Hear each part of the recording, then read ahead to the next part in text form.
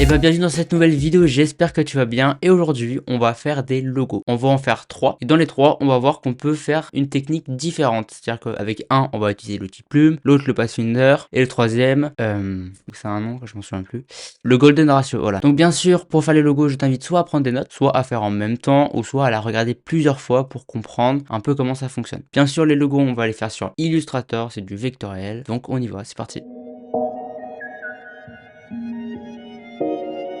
Le premier logo sera celui de Twitch. Et le logo de Twitch, il a comme particularité, c'est qu'il est droit. Donc ce qu'on va faire, c'est qu'on va le décalquer bien sûr. Donc on va aller dans les calques et on va baisser l'opacité juste ici. Hop, tac. On sélectionne et on baisse l'opacité. Comme ça, on va pouvoir travailler par-dessus. Comme on voit, il se constitue d'un rectangle intérieur avec les petits yeux et la petite queue. Et un rectangle extérieur qui va donner en fait du volume au logo. Ce qu'on va faire, c'est qu'on va faire l'outil plume avec le clavier qui est la touche P. On a l'outil plume et là on vient cliquer sur l'angle qui est juste ici. Là on a un point. Et là, il faut que je le mette ici, ce point. Bon, là, il est aimanté, parce qu'il y a des fonctions d'aimantées. Mais si, par exemple, on va faire exactement bien droit, on va utiliser la touche majuscule de notre clavier. On fait majuscule, et là, on voit que si je vais trop haut ou trop bas, il reste sur cette droite. Par exemple, si je décoche majuscule, hop, vous voyez, si je coche, je décoche, je coche, je décoche. En fait, ça va permettre de faire des lignes soit à droite, soit en diagonale. Donc, soit à 90 degrés. Majuscule, je vais chercher mon point, je clique. Et là, pareil, regardez, hop, je clique. Et là, il est exactement la même diagonale. Donc, il est soit vertical, soit horizontal, soit en diagonale parfaitement. On clique sur la touche Maj. Et là, hop, on vient chercher le deuxième point. On clique. Bon, là, je vais enlever le plein, parce que le plein me gêne pour voir la suite. On va juste laisser le contour. Le plein, il est juste ici. Et le contour, il est juste là. Donc, si je sélectionnais le contour, je clique ici. Et si je sélectionnais le plein, je clique ici. Là, je veux changer la couleur, je double-clique. Ou alors, je veux le mettre en dégradé. Ou alors, je ne veux rien mettre. Et c'est ça qu'on veut. Hop, je clique. Et là, comme vous voyez, le plein a disparu. En tout cas, il n'est plus là. Et il reste que le contour. Là, je me retrouve avec ces deux droites. Parfait. Donc là, j'ai commencé par le contour. Hein, excusez-moi. Mais hop, majuscule. Je clique. Je vais chercher mon deuxième point. Je clique. Hop, valider. On fait pareil pour ici. Parfait. Hop. Là, ce qui est pratique, c'est que il n'y a pas besoin de... Bon, sauf là, vous voyez que c'est un petit peu mal fait, on va dire. Et ben là, on va chercher le point. Hop, parfait. Pas besoin de faire... Bon, là, par exemple, il est mal fait. Je peux le corriger. Mais en termes de droite, l'outil Maj va te servir à faire des belles droites bien horizontales ou bien verticales. Voilà, c'est ça. Le point, il est trop bas. Je vais prendre l'outil A. Enfin, l'outil A, l'outil flèche blanche, raccourci clavier, touche A. Et là, je viens sélectionner uniquement ce point. Ce qui fait qu'il me sélectionne que ce point et pas ce point-là. Et là, je le clique, je le glisse. Et avec l'outil aussi Maj, je viens le monter. Hop, tac, et là, c'est bien, il respecte bien la droite. Donc là, on a fait le contour, c'est très bien. Et là, maintenant, on va devoir faire l'intérieur. Et bah, on fait la même chose. Faire la même chose, hein. Hop, on clique, Maj, hop, on vient chercher nos points. Parfait, tac, hop, toujours des diagonales, ça c'est cool. Hop, parfait. Et là, on vient finir la forme. Il faut toujours la finir pour ensuite faire un vrai plein. S'il n'est pas fini, ça va être plus compliqué, il manque une courbe. Là, on a deux rectangles. On va pas les faire à la plume. Avec le raccourci M pour faire des rectangles juste ici. Je clique sur M, ça va nous faire un carré ou un rectangle modulaire. Donc là, je viens l'étirer comme je le souhaite. Hop, parfait. Là, je le clique. Et avec pour Mac, du coup, avec l'option, la touche option de votre clavier, vous allez pouvoir dupliquer. Vous allez pouvoir dupliquer cette forme. Et avec Maj, on va venir aligner parfaitement comme le rectangle juste à côté. Là, on peut le faire en hauteur, aussi en diagonale, c'est la même chose. Là, hop, je décale, je lâche, et là, parfait, on a notre rectangle. Là, on va utiliser soit le Pathfinder, soit on va faire l'outil concepteur de forme. L'outil concepteur de forme, c'est le Pathfinder, mais en mieux, je trouve, personnellement. Tu sélectionnes ta forme, tu fais Maj M, qui est le raccourci clavier, majuscule M, ou alors tu vas le retrouver dans la barre des outils, voilà, juste ici, qui est là, on peut le sélectionner, mais le plus simple, c'est que tu sélectionnes toute ta forme, tu fais majuscule M, et là ta flèche, il y aura un petit plus à côté. Là, comme tu peux voir, c'est quand tu passes sur tes plans, tu as une grille qui apparaît. Cette grille, ça va te dire que lorsque tu vas cliquer sur cette grille, ça va te créer une forme. Et si par exemple, là j'ai des trous et que je veux les enlever, je clique sur ma forme, donc là on voit il y a un petit dessin, et là je passe dessus, ça me l'a enlevé. Là pareil, si je veux par exemple étendre cette forme, hop, tac, parfait. Et si je veux tout fusionner, je clique et je glisse, et ça me fusionne toute la forme. Si je veux tout enlever, ça fait ça. Je vous invite bien sûr à jouer un peu avec ça, à voir comment ça fonctionne, ça va être beaucoup plus simple, et vous, ça va vous permettre de mieux comprendre l'outil.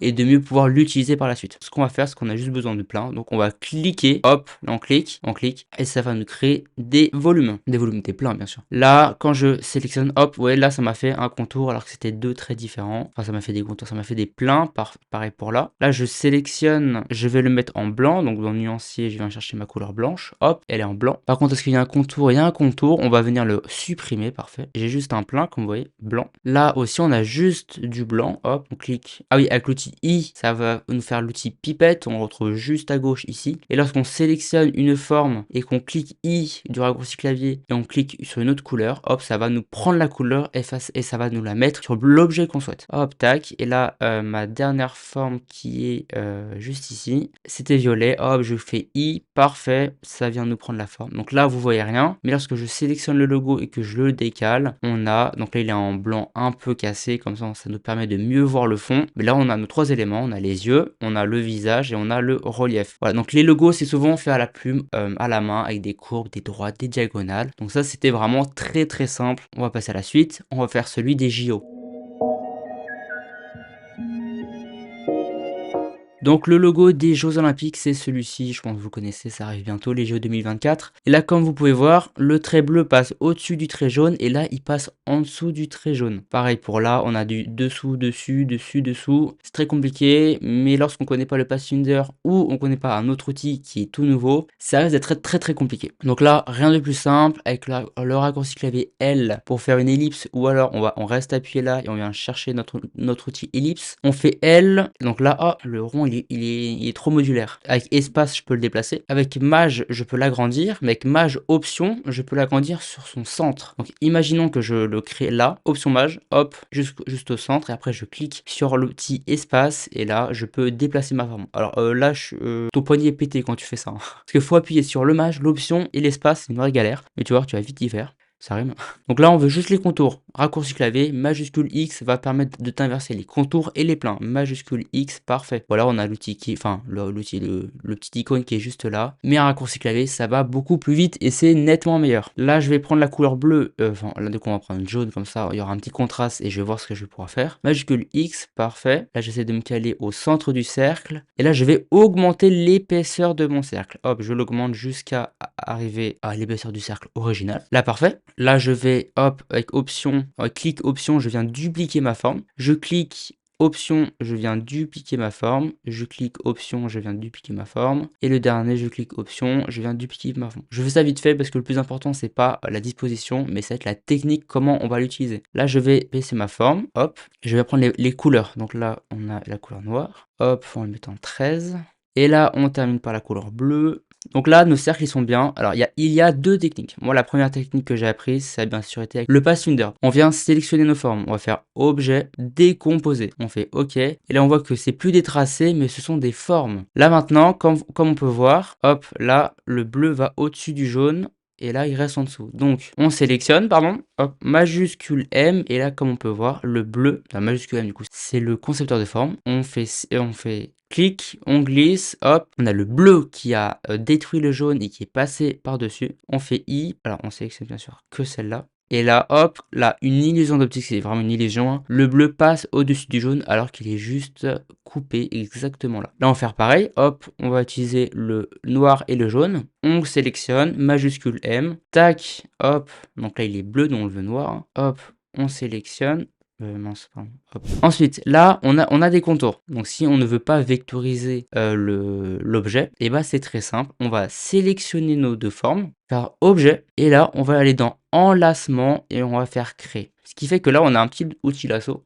Hop, on se demande qu'est-ce que c'est. Et quand on va sélectionner l'intersection de nos deux cercles, ils vont s'inverser. Ça, c'est génial. Donc là, hop, en un clic, j'ai inversé les ordres. Il faut bien sûr sélectionner un objet enlacement créé. Donc là, à ce niveau-là, on a quoi? On a le vert qui passe en dessous du noir, on enlace. Et parfait, là, on a vraiment du dessus-dessous et ça reste des contours. Après, on peut bien sûr les annuler dans objet enlacement annulé. Voilà, donc ça, c'était deux petites techniques différentes avec le pathfinder ou le concepteur de forme. Et là, on a l'outil enlacement.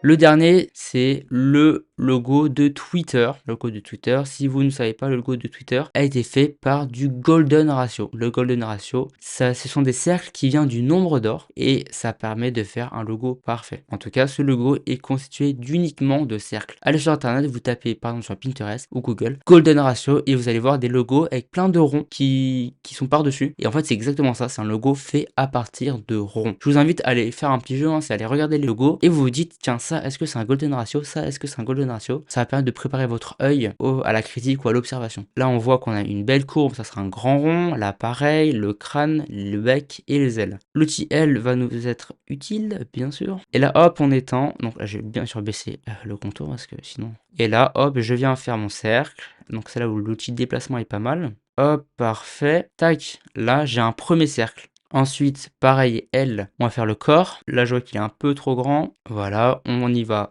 doucement. Ça sert à rien de se précipiter. Hop, voilà. Là, on vérifie bien si c'est bien aligné, si c'est bien collé. Donc là, on a un petit problème, mais c'est pas grave. Je le fais assez vite, hein. Là, pour l'instant, c'est juste pour vous montrer que c'est fait à base de cercles et comment on le construit. Là, on a un cercle. Là, on aura l'aile supérieure qui est juste ici. Hop, parfait. Donc comme vous pouvez voir, c'est vraiment ça se construit que de cercles. C'est incroyable. Moi, la première fois que j'ai vu ça, j'ai vraiment kiffé. J'ai fait, ah oui, c'est pas con. Vous, votre logo personnel que vous souhaitez faire personnellement peut être en Golden Ratio. Il n'y a pas de règle vraiment sur ça. C'est libre à tout le monde. On peut faire des animaux, on peut faire plein de trucs en utilisant que des cercles et c'est plutôt impressionnant. En tout cas, laissez votre créativité jouer. C'est le plus important, bien sûr, dans ce métier. Enfin, en tout cas, quand t'es graphiste, quoi, ou brain designer. Hop, tac. Là, on vient jouer avec les deux outils. On vient voir si c'est la bonne taille.